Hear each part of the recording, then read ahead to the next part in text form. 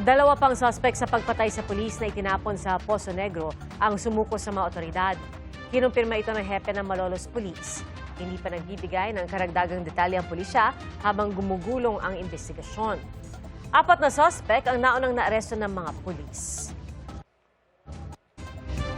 Binabalangkas na ng Department of Transportation ang mga panuntunan kaugnay sa 5-year validity sa rehistro ng mga bagong biling sasakyan.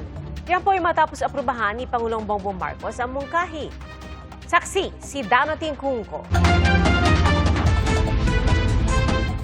Mismong Department of Transportation na ang nagsabi, inaprubahan ni Pangulong Bongbong Marcos ang mungkahing gawing 5 taon mula sa 3 taon ang validity ng rehistro ng mga bagong biling sasakyan. For the convenience itong mga motor vehicle owners, itong motorcycle owners, no? At para maiwasan na rin po natin, hindi lang po yung habang pila, pero again, yung mga parang fixers, corruption, kasi diyan nagsisimula po lahat yan eh. Dagdag ni DOTR Secretary Giovanni Lopez, binabalangkas na nila ang panuntunan hinggil dito. Sabi ng ating Pangulo is to ensure the roadworthiness ng ating mga itong bawat sasakyan. Kaya kami naman po sa DOTR, maglalabas kami po ng department order within the week. Sa ganun, we can ensure not only the roadworthiness, pero yung patakaran at panuntunan how to do it. Layon din ng bagong panuntunan na mapigil ang katiwalian at mabawasan ang pasanin ng mga nagpaparehistro. Ang nangyayari kasi kapag nagre-renew ka,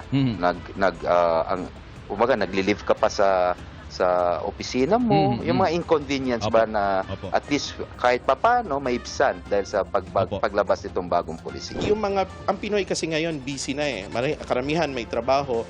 Hanggat maaari, minsan nalilimutan nilang iparehistro yung sasakyan nila, at least 5 years, wala ka nang poproblemahin. Paglilinaw ng LTO ang hinihintay nilang patakaran, mapapakinabangan lang ng mga bagong biling sasakyan matapos ito maging epektibo. Yun lang pong mga brand new na paglabas po nitong ating 5 years, yung pong magsisimula doon ng mga lalabas na mga brand new na sasakyan.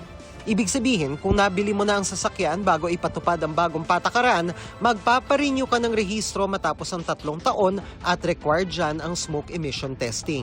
Sa mga sasakyan naman na sakop na ng 5 taong validity ng rehistro, pinag-aaralan pa kung kailan itatakda ang roadworthiness check.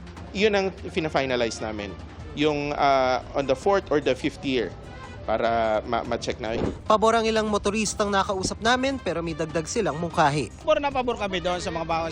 Sana madamay naman yung yung kagaya namin mga modelo, yung lumang modelo. Kahit 3 years. Kahit 3 years ulit, wag lang 1 year para makatipid naman kami. Ang hirap ng Ang hirap ng hanap buhay eh. At saka ang dami kasi pag pumila ka ngayon, hindi agad nakukuha, babalik ka na naman. Sana kahit kami 3 years, sana kahit 3 years ulit.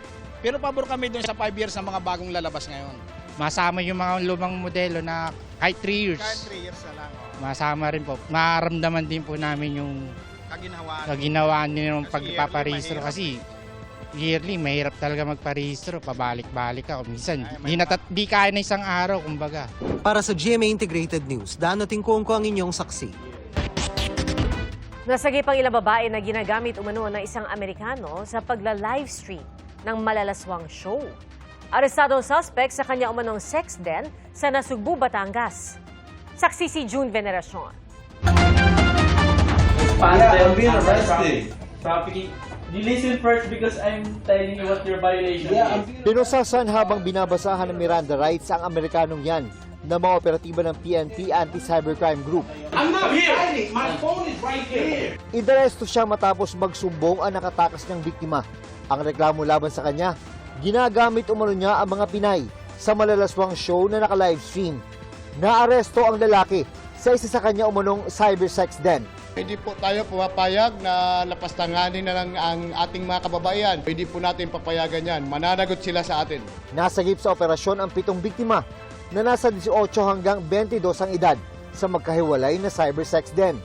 Ayon sa pulisya, sa dating app nagsisimula ang modus ng suspect kung saan nagpapanggap siyang naghahanap ng true love. Paibigin niya, actually sa dating apps nagsimula, then pag nahulog ang loob, ito ay inimbitahan niya na mag-meet up at bibigyan niya rin ng offer na trabaho na maging model So kahit wala ng screening o ahensya man lang, Nakakasilaw daw ang alok na pera ng American national na suspect sa kanyang mga target na biktima. 50,000 hanggang 100,000 pesos kada buwan. Pero ang alok ng malaking halaga, kasing peki raw ng kanyang panliligaw. Kapag napaikot na niya ang biktima, dadalhin daw ito ng suspect sa sex den at doon pagkakakitaan. Ang biktima, di papayagang tumigil hanggat hindi naaabot ang quota na umaabot sa 7,000 piso. Maharap sa patong-patong na reklamong suspect na binisita ng tauhan ng US Embassy. Humiling ng interview sa suspect ang media pero hindi pinagbigyan. Wala ring takas sa pulisya ang isang Indian national sa Pasig naman. We are a police officer. You have the rights to remain silent. We are arresting you for violation of Article 268 for grave coercion. Ang suspect, inireklamo ng dating karelasyon na Pinay dahil umano sa pananakot na ikakalat niya ang kanilang virtual sex video.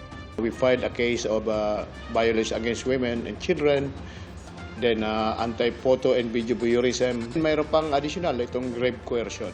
So hindi po tayo papayag na ang mga dayuhan na nandito sa Pilipinas na sasamantalahan. Sinusubukan pa naming makuha ang panig ng suspect. Ako si June Veneracion, ang inyong saksi. Pinatawan ng Kamara ng panibagong suspensyon ng 60 araw si Cavite 4th District Representative Ico Barsaga. 238 ang pumabor sa rekomendasyon ng House Ethics Committee. 10 ang tumutol at 9 ang nag-abstain. Inirekomenda ng House Ethics Panel na muling suspindihin si Barsaga dahil sa anilay utter contempt for institutional standards.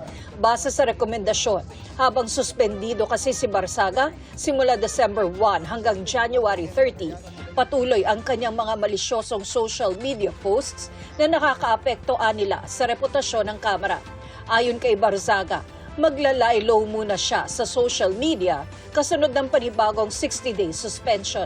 Petisyong kumekosyon sa constitutionality ng Executive Order 94 na bumuo sa Independent Commission for Infrastructure o ICI, ibinasura ng Korte Suprema. Sa desisyon, sinabi ng Supreme Court na hindi naabot ng petisyon ang basic requirement o batayan para magsagawa ng judicial review. Hindi raw kasi naipakita ng mga petitioner na mayroong nalabag na karapatan o nakasama sa kanila ang EO 94. Hindi rin daw nasunod ang hierarchy of courts doctrine dahil direkta itong inihain sa Supreme Court. Sabi ng Korte Suprema, bagamat pinapayagan sa mga pampihirang kaso ang direktang pagdulog sa kanila, wala raw na ibigay na mahusay na dahilan ng mga petitioner kung bakit hindi sila dumaan muna sa mga lower court. Matatandaang sa ibinasurang petisyon, ikinatwira ng mga petitioner na sinaklaw ng EO 94 ang kapangyarihan ng Kongreso, ng Office of the Ombudsman at ng Commission on Audit sa pag-iimbestiga nito sa mga maanomalyang flood control projects ng gobyerno. ACT-CIS Party List Representative Ed Vic Yap nagbitiw bilang miyembro ng Kamara. We are in receipt of a letter from Representative Ed Vic Yap of ACT-CIS Party List informing the House of Representatives of his resignation as member of the House. Binasa sa plenaryo ang kanyang sulat kaugnay sa pagbibitiw. Walang binanggit na dahilan ng kanyang resignation. Bago yan, sinabi noon ni Ombudsman Jesus Crispin Remulla na batay sa report ng Anti-Money Laundering Council, isa si Yap sa tumanggap umano ng hindi bababa sa 70 milyong piso mula sa mag-asawang Curly at Sara Diskaya. Para sa GMA Integrated News, ako si Tina Panganiban Perez, ang inyong saksi. Mga kapuso, maging una sa saksi. Mag-subscribe sa GMA Integrated News sa YouTube para sa iba't ibang balita.